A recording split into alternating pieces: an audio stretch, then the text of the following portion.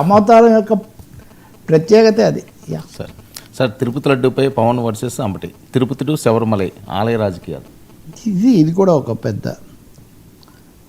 పవన్ కళ్యాణ్ ఒక ఇది చేశారు నిన్న ట్వీట్. సరే, మొన్న టీటీడీ చైర్మన్ నాయుడు గారు ఒక ప్రకటన చేశారు కదా, 40% లడ్లు కల్తీ నెయ్యితో చేశారంటే కేవలం కల్తీ నెయ్యితో చేశారని కదా. మీరు దీన్ని చాలా ఈ ధర్మ సూక్ష్మాన్ని మీరు తెలుసుకోవాలి. చేసినటువంటి వాటిలో అది కూడా వాడబడింది.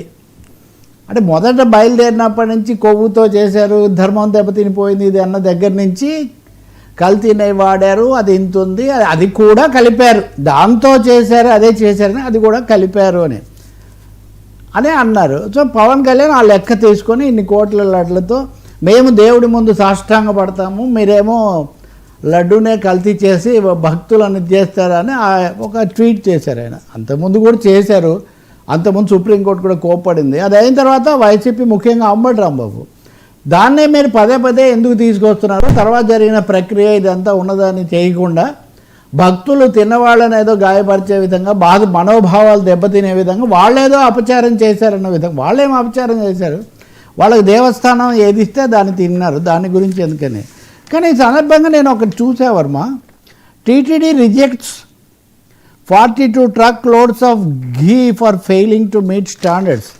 మరి ఎందుకో నాకు ఎక్కడ ఈ చర్చ ఇక్కడ ఇండియన్ ఎక్స్ప్రెస్ 2023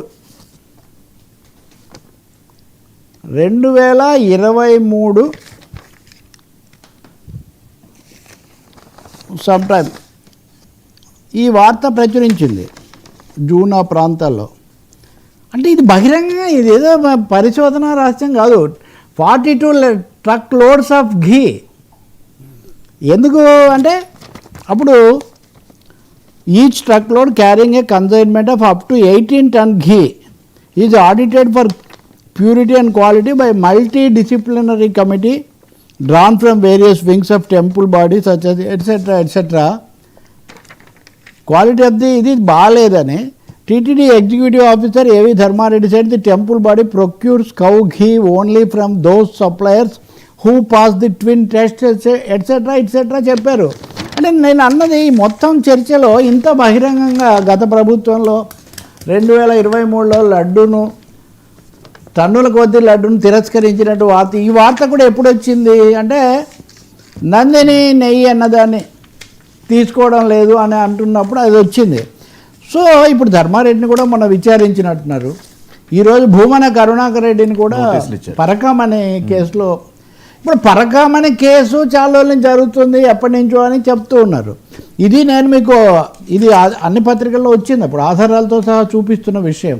కాబట్టి ఈ వ్యవస్థాగతమైనటువంటి అంశాన్ని వ్యవస్థాగతంగా చక్కదిద్దుకునే బదులు ఈ ఎడతెగ్గని రోజుకోసారి మీ ఇది ఏదో అపచారం జరిగిందని చెప్పడం వల్ల కలిగే ప్రయోజనం ఎంత ఉంటుందని ఒక పెద్ద సందేహం కలుగుతుంది. దీని మీదనే మొన్న ఒక మాట చెప్తే డక్కన్ హెరాల్డ్ ఒక పెద్ద వార్త ప్రచురించింది, పెద్ద వ్యాసమై ప్రచురించింది. దాంట్లో ఈ విషయాలన్నీ కూడా చెప్తూ ఈ రెండు పరకామని లడ్డు ఈ రెండింటి చుట్టూ వివాదంలో భక్తులు అనవసరమైన ఒక మానసిక వేదనకు గురవుతున్నారు అన్నప్పుడు నేను దాంట్లో నా కామెంట్తో అది ముగించింది. ఏమనంటే మీరు విచారణ జరపండి, దోషులను శిక్షించండి, కానీ దీంట్లోకి అనవసరంగా మా క్రైస్తవ మతాన్ని హిందూ మతాన్ని ఎందుకు తీసుకొని రావాలి అని. ఇప్పుడు ఆ చేసిన వాళ్ళలో అన్ని మతాల వాళ్ళు అన్ని రకాల వాళ్ళు ఉండొచ్చు, దాన్ని ఒక మతం ఉంది కాబట్టి మతాల మధ్య సమస్య కాదు, మనుషులు చేసినటువంటి అవినీతి వ్యవహారాన్ని ఎలా చక్కదిద్దాలి. మరి భూమన కరుణాకర్ రెడ్డి కూడా ఏం చెప్తారు మనం సాయంత్రం చూడొచ్చు. అయితే ఇక్కడ సెకండ్ పాయింట్ నేను చెప్పాలనుకుంది ఏంటంటే ముఖ్యమైనది ఇదిగోండి, పొలిటికల్ స్టామ్ హిట్స్ వెంకటేశ్వర. ఇది Deccan Herald news. Political storm అసలు చాలా ప్రశాంతంగా నమో వెంకటేశ నమో తిరుమలేశ అని పాడుకోవాల్సి వచ్చిన చోట పొలిటికల్ స్టామ్ హిట్స్ తిరుమల, టిన్ స్కాండిల్స్ స్టిర్ ఫెయిత్ ఫ్యూరీ. ఇది ఫెయిత్ ఫ్యూరీ రెండింటినీ అంటే ఒక విధంగా ఆధ్యాత్మికతను ఇంకో విధంగా ఆగ్రహవేశాలను రగిలిస్తున్నాయని చెప్పి చాలా స్టోరీ రాసి ఇట్ ఈస్ అన్వారెంటెడ్. ఒక రిలీజియన్ తీసుకొని రావడం unwarranted, administrative actions legal actions తీసుకోండి అని. కానీ సెకండ్ పాయింట్ ఉంది చూడండి, తిరుపతి టు శబరిమల. ఈ తిరుపతికి పరిమితం కాదని తెలుస్తుంది. ఎందుకంటే ఈరోజు ఉదయం మన దగ్గర కూడా ఎవరు చర్చ చేసినట్టుగా ఉన్నారు, శబరిమలలో అపచారం జరిగిపోతుందని. సరే, ఒక 80వ దశకం నుంచి శబరిమలకి వేల మంది పోయారు, అక్కడ ఉన్న సదుపాయాలు చూశారు, కొంత బాగాలేదు, తొక్కిట్లా జనం ఎక్కువ ఉంటారు, ఇట్లాంటి అసంతృప్తి ఉంది. కానీ మొదటిసారిగా ఇప్పుడు గతంలో మహిళలను అనుమతించాలా వద్దా దాని మీద చర్చ జరిగింది. ఏదో శబరిమల ఆలయాన్ని దాన్ని అపవిత్రం చేయడానికి, అక్కడ ఉన్నటువంటి దాన్ని దెబ్బతీయడానికి అక్కడ ఉన్నటువంటి ప్రభుత్వం పినరాయి విజయన్ ఏదో చేస్తున్నారని ఒక కొత్త ఒక దుమారం. మళ్ళీ దీని మీద మళ్ళీ తాము ఎక్కడ వెనకబడతామని ప్రతిపక్ష నాయకుడిగా ఉన్న కాంగ్రెస్ ఆయన సతీష్ ఆయన కూడా ఒక ప్రకటన ఇచ్చేసాడు. వాళ్ళేమో మీరు విచారణ జరుపుకోండి, ఏదైనా చేసుకోండి, చర్యలు. హైకోర్టు కూడా చెప్పింది ఏర్పాట్లు చేయమని. ఖచ్చితంగా లక్షల మంది వచ్చేటటువంటి పుణ్యక్షేత్రాల్లో ఏం చేసినా కానీ తప్పకుండా లోటుపాట్లు దిద్దుకోవాలి. కుంభమేళాలో అంతమంది చచ్చిపోతే ఎవరిని ఏమనలేదు, అక్కడ ఎప్పుడు మనం ఏం ప్రశ్నించలేదే, వాళ్ళకేం ఉద్దేశాలు అంటగట్లేదే. అంటే ప్రతి చోట ముఖ్యంగా ఇప్పుడు దక్షిణ భారతదేశంలో ఇది ఒక సమస్యగా ఒక దీనిగా తీసుకుంటున్నారా? ప్రతి చోట ఒక ఆలయాన్ని తీసుకొని అక్కడ ఆలయం లేదే, నా భక్తులేమో వెళ్ళేవాళ్ళు మామూలుగానే వెళ్తున్నారు. పాపం ఏ భక్తుడు ఎవరు అధికారంలో ఉన్నారో ఆ ప్రభుత్వం ఏంటి దాని గురించి వాళ్ళు మాట్లాడలేదు. కాబట్టి నేను అనుకుంటాను ఆలయాలను ఆధ్యాత్మిక కేంద్రాలుగా భక్తి కోసం వదిలిపెట్టకుండా ఇంత బహిరంగంగా జరిగిన దాన్ని నేను ఇప్పుడు మీకు చూపిస్తున్నా కదా, ఓపెన్ ఇవన్నీ అడ్మినిస్ట్రేటివ్ మ్యాటర్స్. ఎక్కడైనా కల్తీ ఉంటే ఆ కల్తీని అరికట్టాలి. వాళ్ళకు కోర్టులో ఎంత కఠిన శిక్ష అయినా వేయచ్చు. దీని మీద ఇంకా వివరమైన స్టోరీస్ ఆ రోజు అన్ని పత్రికల్లో వచ్చాయి. వై ఆల్రెడీ రిజెక్టెడ్ అని. ఇప్పుడు 2024 జూన్లో కూడా రిజెక్ట్ చేసామని కదా ఈవో శ్యామలరావు చెప్పింది. So the process goes on కదా.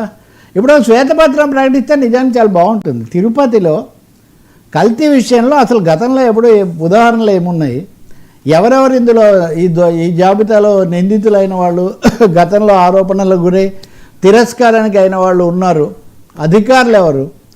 రెండవది ఇప్పుడు భూమన కరుణాకర్ రెడ్డిని విచారిస్తున్నారు, కానీ ప్రజెంట్ ఈవోను విచారించడం లేదు. అలా గతంలో తెలుగుదేశం తరఫున కూడా ఉదాహరణకు సుధాకర్ బాబు అనుకుంటా చేశారు, చైర్మన్లు ఇతర పార్టీల వాళ్ళు కూడా చేశారు కదా. అసలు సిస్టమ్ ఎలా ఉంటుంది? ఆలయాల్లో 2 భాగాలండి, ఏ ఆలయమైనా.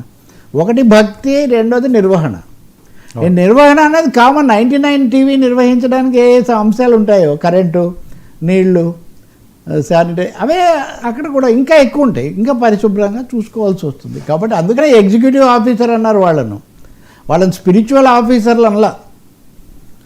ఎగ్జిక్యూటివ్ ఆఫీసర్స్, హెడ్స్, చైర్మన్ అన్నారు ఇక్కడ. ఈయన్ని కూడా ధర్మాధికారి అనలా. కాబట్టి శబరిమల అయినా ఇంకో చోటైనా తీసుకోవాల్సిన చర్యలు తీసుకోండి, కానీ వీటిని అలా పెంచుకుంటూ పోవడం. ఇందాక ఈ రెండింటికి కూడా కొంచెం సంబంధం ఉంది వాస్తవంగా. ఇందాక మనం చర్చించిన ఆలయం అదేమో ఒక కొలిక్కి వచ్చిన ఆలయం, ఇవేమో ఎప్పటికో నడుస్తున్నది. సార్ జిల్లాలపై